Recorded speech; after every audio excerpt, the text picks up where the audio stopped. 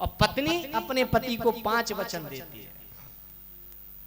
तो महाराज पंडित जी जब वचन सुनाते हैं तो पंडित जी वचन में कहते हैं कि कोई भी काम करें तो अपनी पत्नी की सलाह लेकर के करें, कोई भी तीर्थ यात्रा करें तो अपनी पत्नी को साथ में लेकर के करें, कोई भी धर्म का कार्य करें तो महाराज ग्रंथि बंधन करके करें।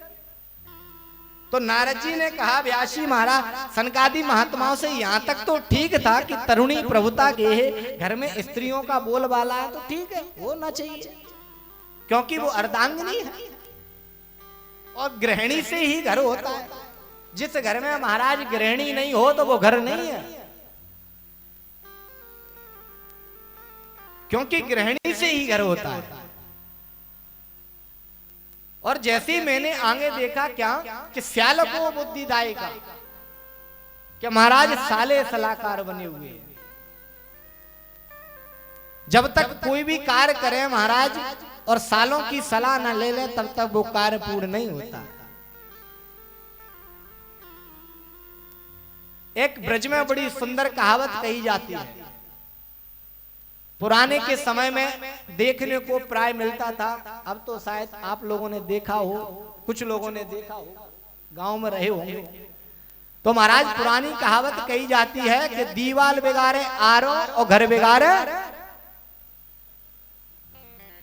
ये हम नहीं कह रहे, भागवत जी में स्पष्ट वर्णन है, स्याल को बुद्धिदायिका। नहीं तो कहो पंडित जी बड़े खराब आए अब की बार में, हमारे भैया को कहते कि घर बिगाड़ने वाला।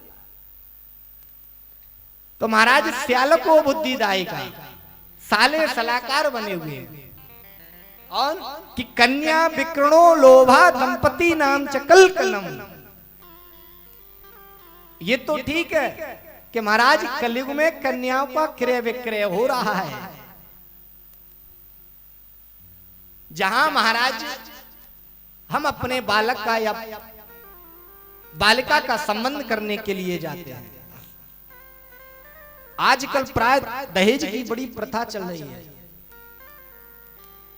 कि महाराज हमारे बालक के विवाह में इतना दहेज तो मिलना चाहिए,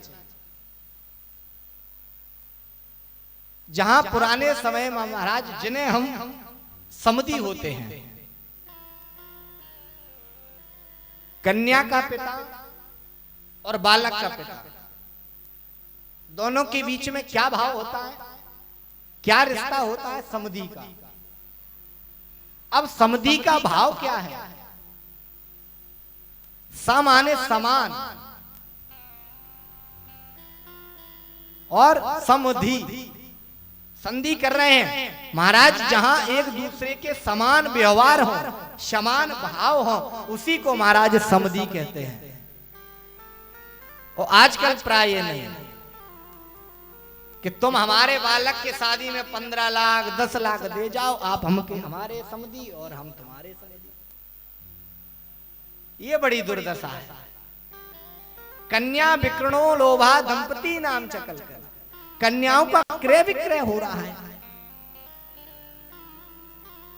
और तो ठीक है, और आगे हमने क्या देखा, अट्टशूला जनपदा शिव शूला दुजायता, कामिन्य केश शूलिन्य,